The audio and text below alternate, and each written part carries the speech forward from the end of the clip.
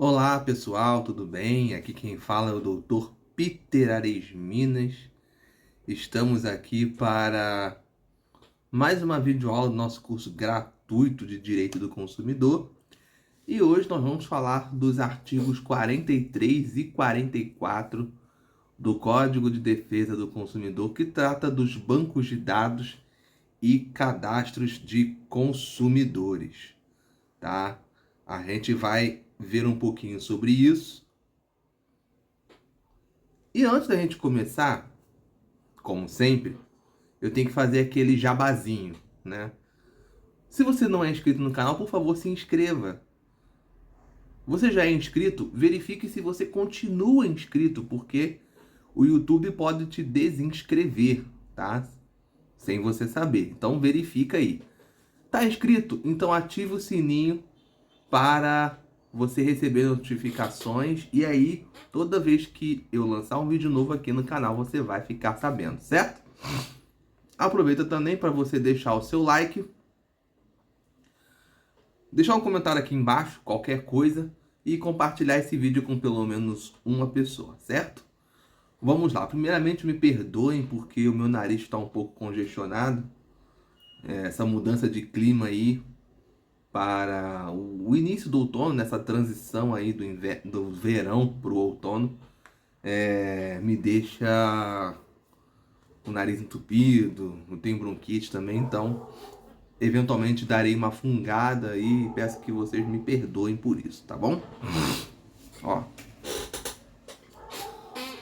vamos aí para o artigo 43 do Código de Defesa do Consumidor, que diz o seguinte: o consumidor, sem prejuízo do previsto no artigo 86, que a gente vai ver mais na frente, terá acesso às informações existentes em cadastros, fichas, registros e dados pessoais e de consumo arquivados sobre ele, bem como sobre as suas respectivas fontes, né? É o direito do consumidor ter acesso a todas as informações sobre ele mesmo, tá? Aí, quanto a isso, não tem muito mistério. Vamos para o parágrafo 1º, perdão, que vai estabelecer que os cadastros de dados os cadastros e dados de consumidores devem ser objetivos, tá? Devem ser objetivos, claros, verdadeiros e em linguagem de fácil compreensão, não podendo conter informações negativas referentes a período superior a 5 anos, tá? Então tem um limite. Que informações negativas seriam essas? As informações referentes a dívidas, certo? Negativações que que o consumidor tem em seu nome só podem ficar ali nos bancos de dados, bancos de devedores, seja qual for. Vamos botar no SPC e Serasa da vida. Só podem ficar ali no prazo máximo de 5 anos. Por quê? No caso específico da negativação, perdão, depois de 5 anos a dívida prescreve. E se mesmo a partir de 5 anos o consumidor for cobrado, estaremos diante de uma cobrança indevida, tá bom? E dará ao consumidor o direito de ingressar no judiciário, pedir a respectiva indenização por dano moral. Parágrafo 2º.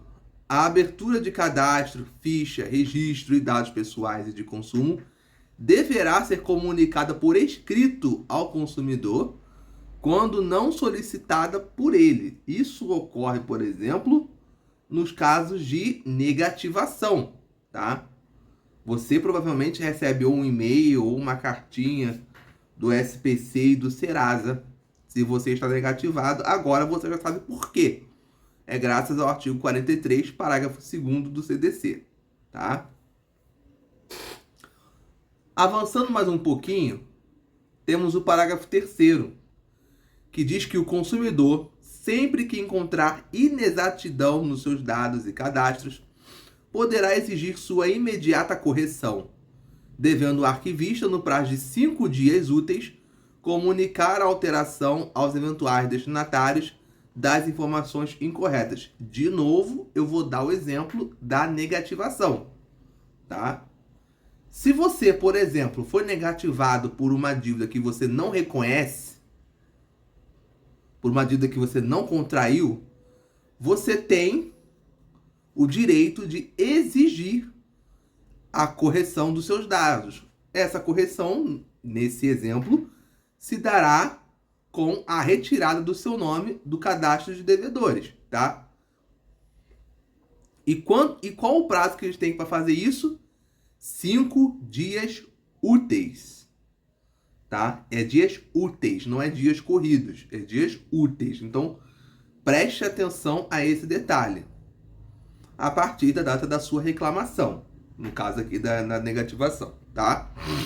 Mas a partir da data que você comunicar, né, em qualquer outro caso, eles têm prazo de 5 dias úteis para corrigir. Avançando mais um pouquinho, deixa eu subir aqui, nós temos o parágrafo 4º, que diz que os bancos de dados e cadastros relativos a consumidores, os serviços de proteção ao crédito, SPC, tá? O famoso SPC, e congêneres são considerados entidades de caráter público, não são de caráter privado, tá? Consumada a prescrição, parágrafo 5º, e consumada a prescrição relativa à cobrança de débitos do consumidor, não serão fornecidos pelos respectivos sistemas de proteção ao crédito, vulgo SPC, quaisquer informações que possam impedir ou dificultar novo acesso ao crédito junto aos fornecedores. Isso aqui, gente, isso aqui você tem que levar com muito carinho, tá? Você que está devendo. Há um prazo para que a pessoa que está te cobrando ajuize uma ação contra você, uma ação de cobrança. Esse prazo é de 5 anos, tá?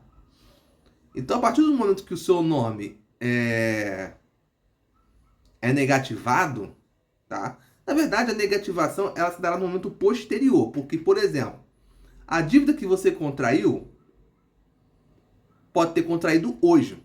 Vamos supor que hoje você contraiu uma dívida.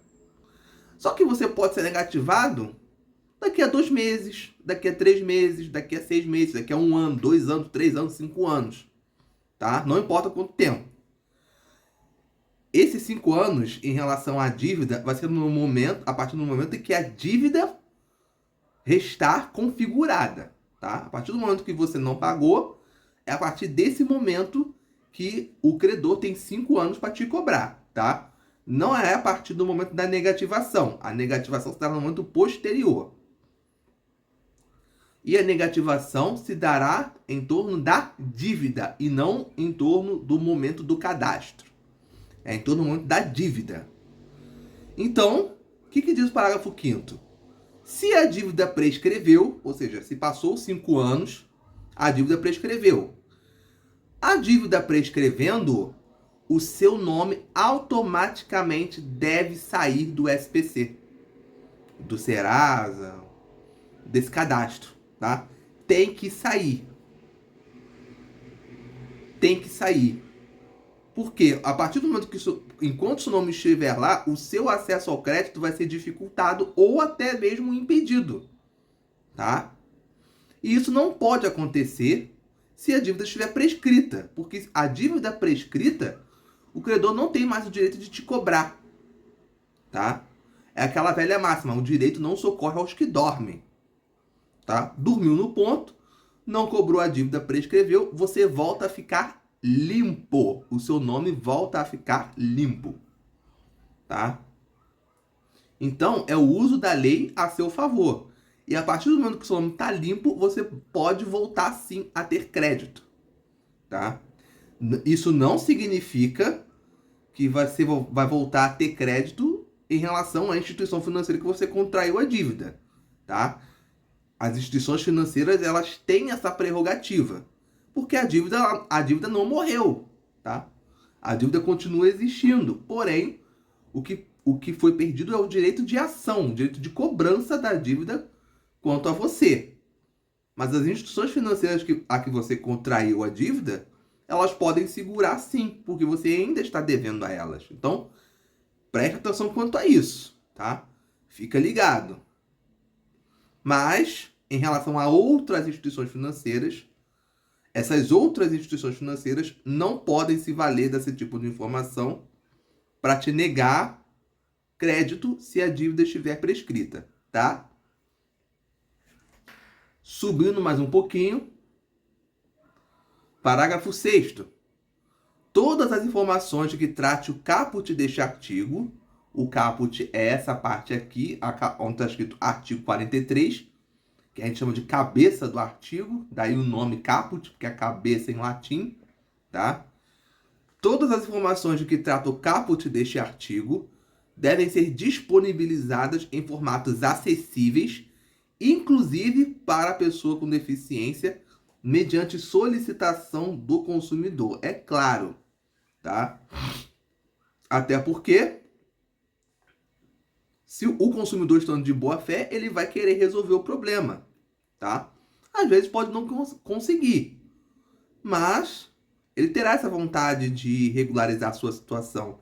E para isso ele tem que ter acesso, tá? Ele tem que ter acesso ao nome do credor, quanto que é o valor, qual foi o dia da dívida, quando que ele foi negativado, enfim, tá? Beleza? Então, o consumidor tem que ter amplo acesso.